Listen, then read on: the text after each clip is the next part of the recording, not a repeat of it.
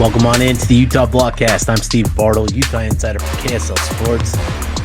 It's a bye week, and I almost forgot I have to do a daily podcast. I'm just, man, it's Tuesday, and here we are, 2:15, recording this.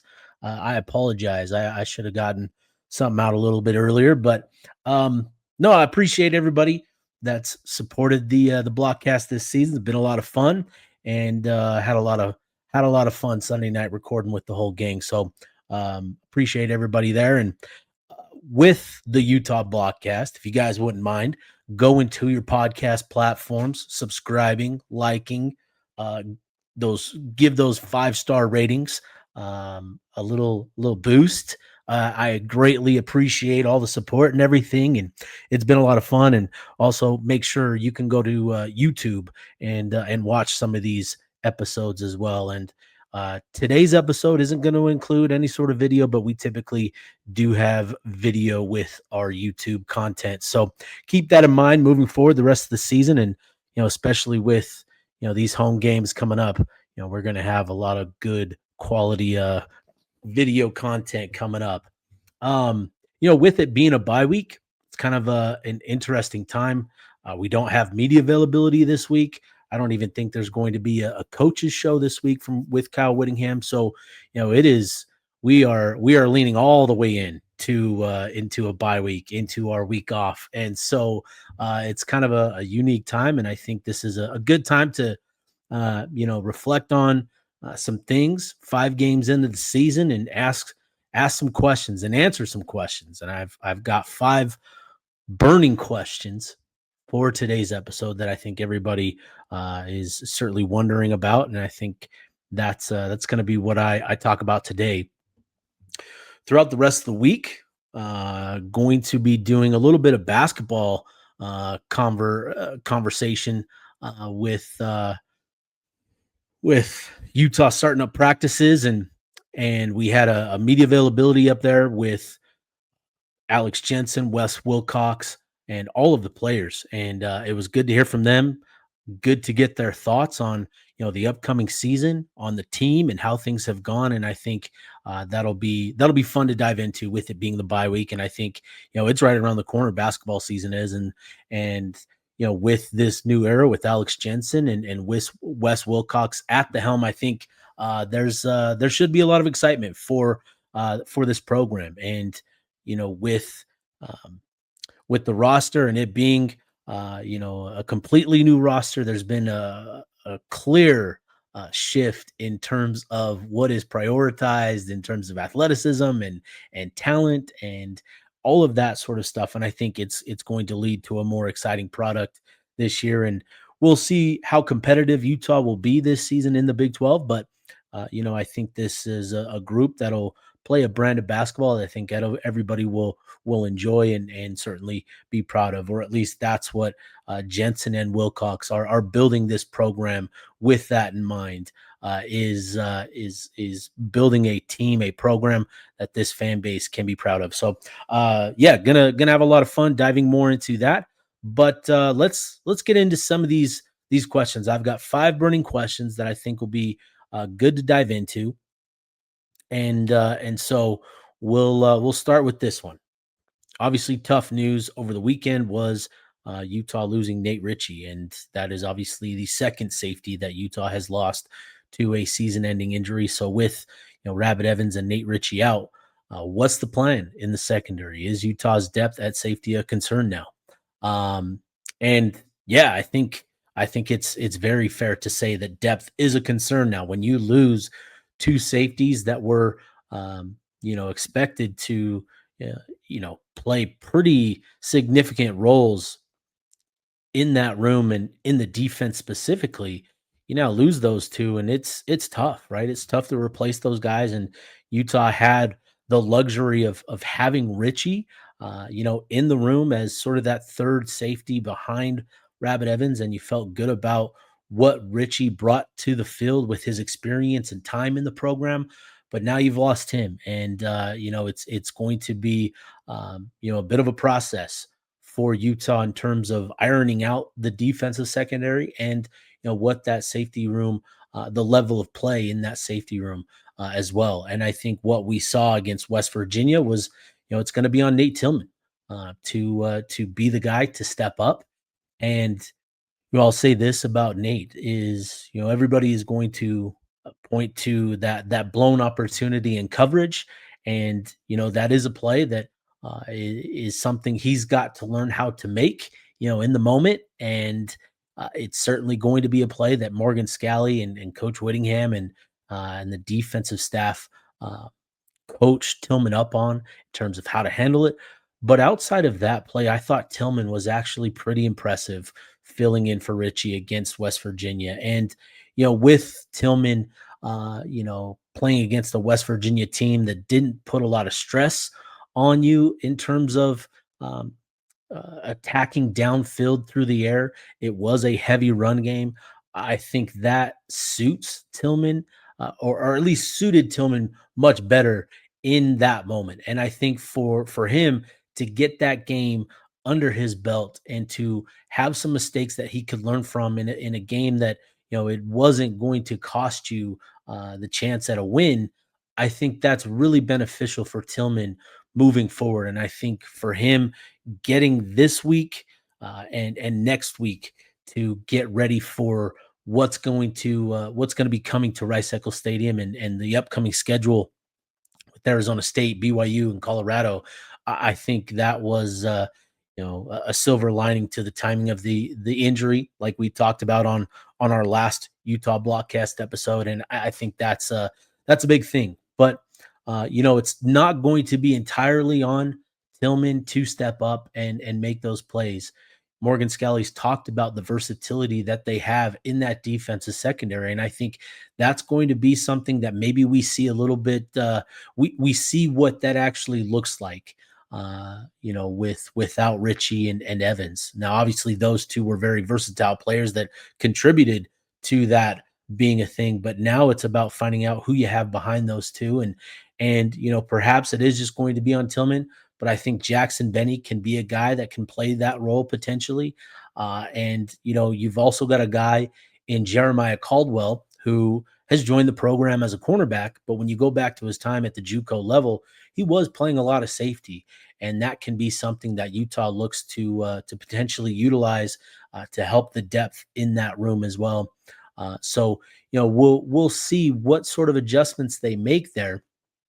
But even beyond just the guys in the secondary, I think, it's going to be important for everybody else on the field to step up, right? I think it's going to be important for the defensive front seven to continue to control the line of scrimmage, to get pressure on quarterbacks, to make life easier on the defensive secondary. And, it will be interesting to see as well how and if, Scally makes any sort of adjustments, if he adapts to what they have personnel wise in the secondary. Do they make some changes? We've seen over the years that Morgan Scalley has incorporated a number of different looks and different players to maximize their ability. And I think that could be really interesting to follow as well. But obviously the most important thing here is Utah is in their bye week. It's a chance to get healthy first and foremost, but then also it's an opportunity for Scally and the safety coaches to spend a lot of time with Tillman to get him up to speed as much as possible. So I think that's going to be the key here. Again, I think it's mostly going to be on Nate Tillman to step up, but I do think there's some options with what they could potentially do in the secondary. Potentially, we see Jackson Benny move more to that safety position. Maybe we see Jeremiah Caldwell make a move. That is certainly on the table there. So I hope that answers that. Next question. This is a good one.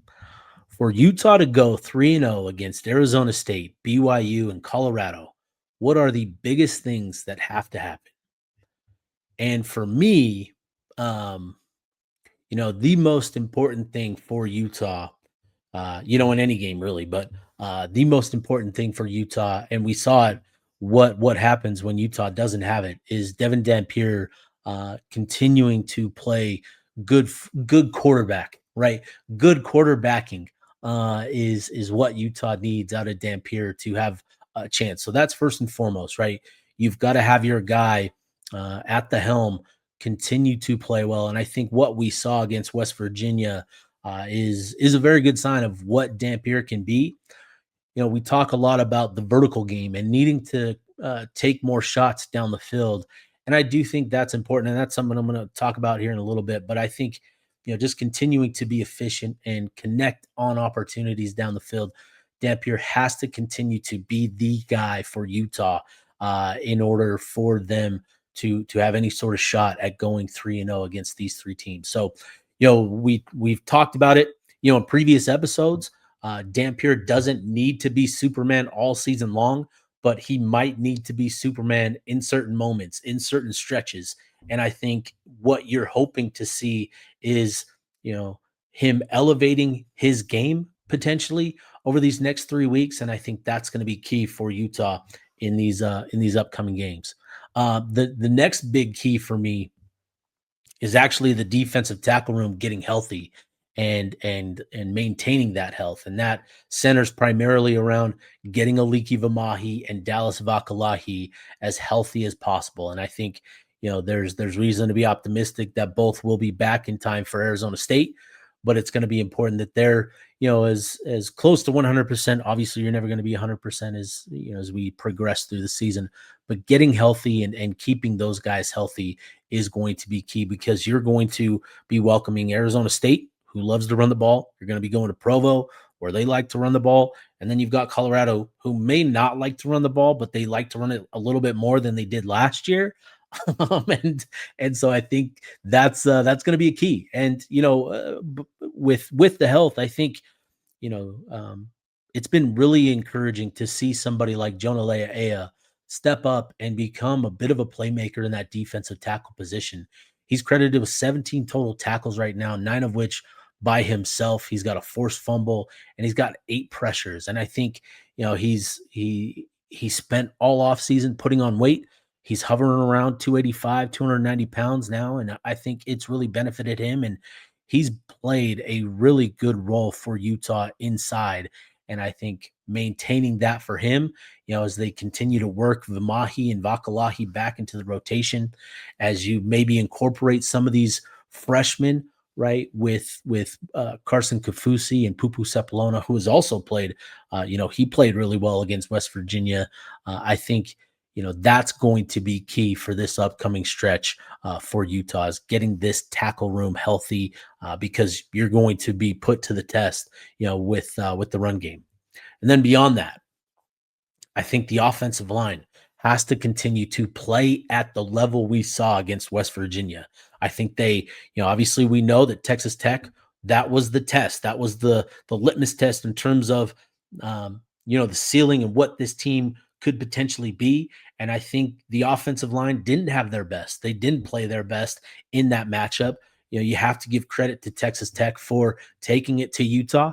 And I think now that the offensive line kind of understands, what it's going to take against an elite level defensive line, I think that should be encouraging for them moving forward. And so I think we saw that group get back to a level where they asserted their dominance. They played with absolute physicality and we saw a lot of moments where they were just pricks on the field. And I think that's going to be really, really important for Utah moving forward. And with that offensive line, I think, another big factor is Utah, the run game and the running backs in particular have to find a way to generate more yardage with the blocking that they're getting up front. They have to get more juice for the squeeze than what they're getting right now. Utah's offensive line is doing a tremendous job of generating a lot of push, right? Line yards is something that I talk about, and Utah is towards the top of the conference in that metric. But when you start to look at some of these other metrics for running backs, second level yards, open field yards, Utah isn't doing quite as well. They're in the bottom half of the Big 12 in both of those metrics. And so I think that's going to be important for Utah, is getting more juice for the squeeze with their run game. And so I think that's going to be key. And then obviously the last thing is the secondary has to continue to progress. I thought they made a big improvement from from Texas Tech to West Virginia, but obviously, West Virginia doesn't have the sort of talent that Tech does. But in terms of just evaluating the play and footwork and fundamentals of the defensive secondary, there were some good signs of progress. Specifically with Scooby Davis, I thought Jackson Benny, for the time that he was in on the defensive side of the ball, that he played well, and then Smith Snowden as well. I think he's going to be key to all of it in these next 3 games. So I think that's going to be a big key is the secondary, and Smith Snowden specifically has to play a big role, in coverage against these next 3 opponents. And I talked about the run game, and next question is, after 3 carries that put his speed on display, does Utah need to get true freshman Daniel Bray more opportunities? And Whittingham said it himself that they do need to get him probably more involved than he has been this season, which has been not at all. And I think we all sort of had the same reaction when we saw Daniel Bray take that first handoff. It was almost immediate, where you could see the speed, you could see the burst, and what it meant, what it did, in terms of creating yards, right? Just that speed and ability to get to the edge, to make guys miss. I think he was really impressive. And I think that is going to be something where I just talked about needing to get more juice for the squeeze. I think Bray can help you in that sense, to potentially add some home run ability to that running back room. And so obviously with Bray's top end speed, it's unique in that running back room. You like what you have in the Kerry Rogers, you like what you have in Wayshawn Parker, who's had a handful of big plays this season. Rogers is more of your downhill runner, and Parker is your playmaker right now.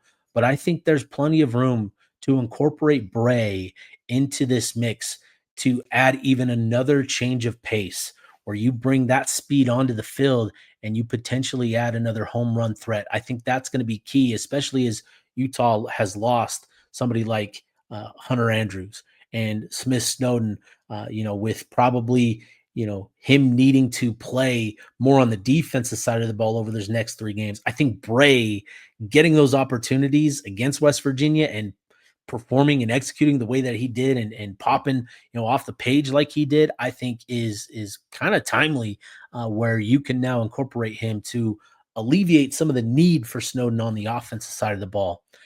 Then too, right, we're already almost halfway through the season, which is sad to say.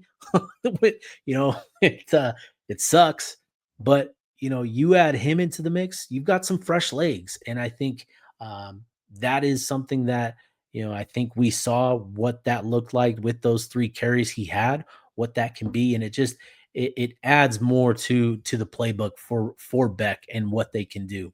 Now with that, right, you don't want it to be to the point where whenever he's on the field, that he's getting a carry or he's going to be involved in some way. I think that's kind of what defense has picked up on with Smith Snowden. And so, it's going to be on Bray to expand sort of his game and what he can contribute in. He can't be a reliability in pass protection. He's got to understand his assignments if that's what he needs to do. Ball security, he protected the ball against West Virginia. I think that's going to be key, but that has to be a priority for him above all else, is protecting the football, right? I think there is absolutely room for Utah to get Bray, 3, 5, 6, 7 touches, maybe. I would love to see him involved in the passing game. That was something that he was able to do at North Crowley High School as a junior and senior, was be involved in the passing game. He can be a downfield threat. And that is certainly something that I think has been a missing element in Beck's offense. So, I think Bray should absolutely get some work moving forward. Next question. What is the next progression in this offense in order for us to take the next step? And, to this question, he prefaced it with the downfield passing attack against West Virginia, and establishing that, and asking now, what is the next progression for the offense? And I think with that, right? It's less a schematic thing and more about player development, right? So Utah added or made the downfield passing game a priority against West Virginia, and I think they, Dampier did a tremendous job making throws and guys making plays for him, and I think that's going to be key for Utah moving forward to preserve the space that they have to execute blocks in the run game, and I think it's going to be important to continue to attack downfield. But I think the next phase or next evolution for the offense is more about personnel than scheme, and I think right now in the passing game specifically, you have Ryan Davis and you have Dylan Bentley, who are the unquestioned top two pass catchers in this offense. But I think for Utah to take the next step as an offense, they have to find a reliable third and fourth option in the passing game. And I think the two guys that come to mind first and foremost in that conversation is Tobias Merriweather and JJ Buchanan. With Merriweather specifically, he's been targeted 17 times, which is third most on the team. But he's only got 6 receptions so far this season, and so it's been a struggle. And I think the chemistry has just been off, just a fraction through this point of the season. And there's been some literally just inches away from Dampier and Merriweather connecting on a big play, which it's just the chemistry just isn't there. So what's it going to take to get Merriweather more involved in the offense? And obviously, first and foremost is reps, right? With Merriweather not getting here until the summer, put him behind the 8 ball in terms of reps and chemistry, like he has with Davis and Bentley.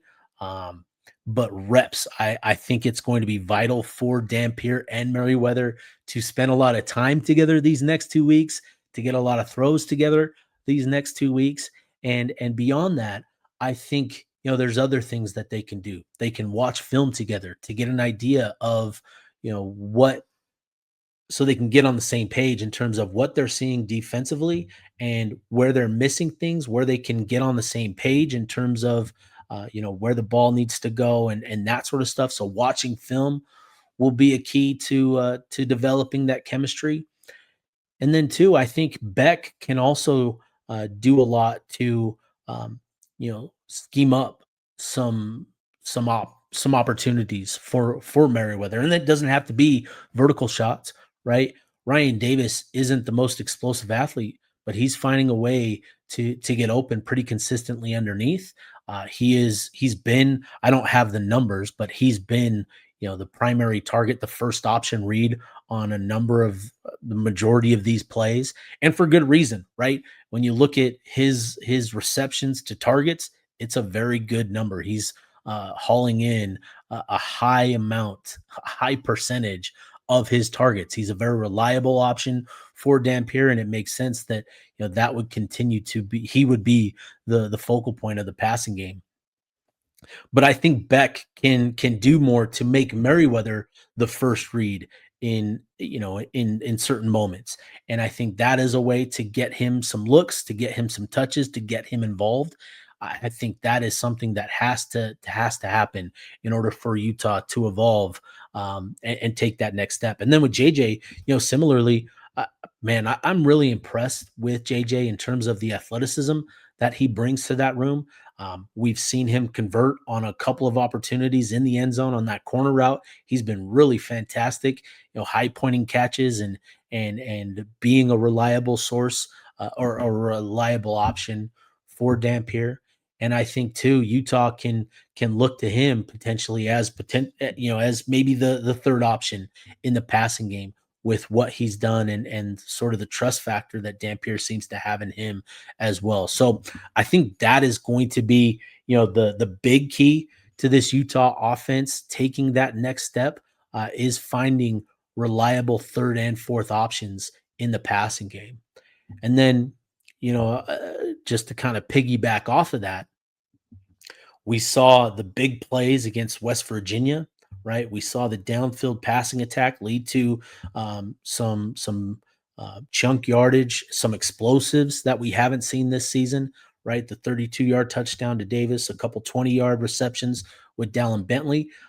It's going to be important for Utah to sustain that sort of level of explosiveness in the passing game, and then continue to build the intermediate game by utilizing all parts of the field, the sidelines, the middle of the field, and developing greater chemistry, in those areas of the passing attack. So I think that's going to be key for Utah in taking that next step. Is again finding a third and fourth option in the passing game, guys that can be reliable, and then continuing to sustain a good level of explosiveness through the air.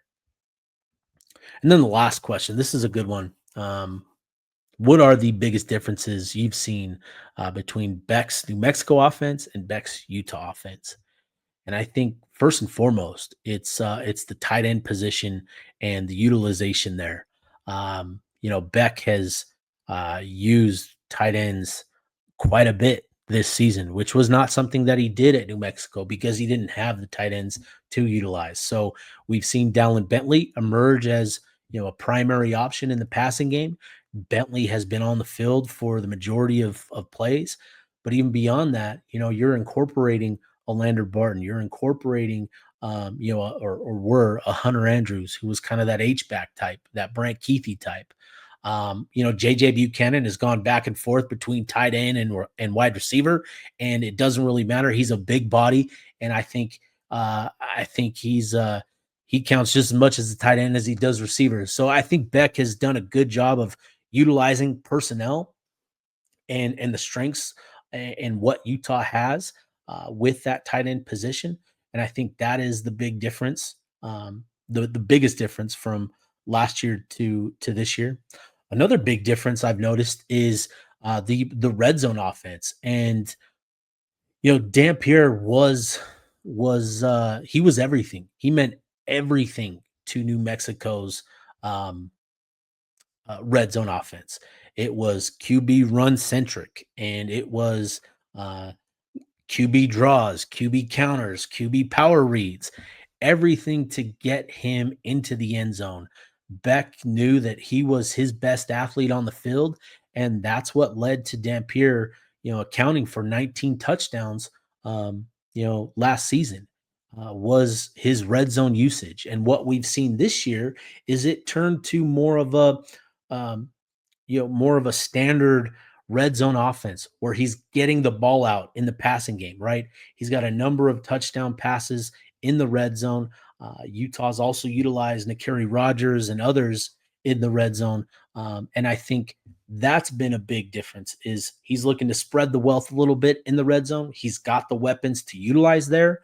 And I think that has been another change from last year, is moving away from the Devin Dampier show in the red zone to more of just standard red zone offense. And I think that's been good because Beck knows that he can always go back to Dampier and getting him, like we saw against West Virginia, he can use those QB keepers. It's just he doesn't need to use them because that's his only option. He can use it because maybe it's his best option, but he's got plenty of other options now to utilize in the offense. And then, another thing that I've seen is the blocking schemes and the run blocking schemes, and what we've seen there with utilizing the tackles and their athleticism, getting Lomu on some of these counters, and Spencer Fano out into space, and we've seen a lot of some gap schemes. We've seen a lot of duo, and I think that's been a change from last year for Beck. They're still running to the same areas of the field, right? Last year's run game was a lot to the outside, and that's been the case at Utah this year. But there's different blocking schemes to get that done, and I think that's been fun. I was very curious with Beck coming in. I asked him specifically back in, it was either fall camp or spring ball. I'm pretty sure it was spring ball that I asked this, but I asked him about how you utilize the strength of this offense, and that being the offensive line and those offensive tackles. And Beck said, we're going to get them out into space. We're going to use their athleticism, to our advantage. And that's what we've seen with some of this run blocking scheme type stuff is, they're using counters, they're using powers, they're using pullers and all that sort of stuff to keep the run game, going. And I think that's been a lot of fun. So yeah, I think, the tight end usage, the red zone identity, the blocking schemes and all of that. I think those have been the three biggest differences from last year to this year with Beck's offense. So that'll do it for me. I'll be back at it tomorrow, probably with a pretty heavy basketball episode. Going to break down some of the comments from Wes Wilcox, Alex Jensen, and the players. And really looking forward to this year's Running Ute squad, what this team is going to look like. So, I'm excited to dive into that tomorrow. So appreciate everybody for tuning in. Like I said earlier, go to the podcast page, give us that 5-star rating, go to YouTube, look for us up on KSL Sports YouTube page, go watch the videos. I appreciate everybody that's supported the Blockcast. It means a lot. It means the world to me, and excited to get back at it tomorrow.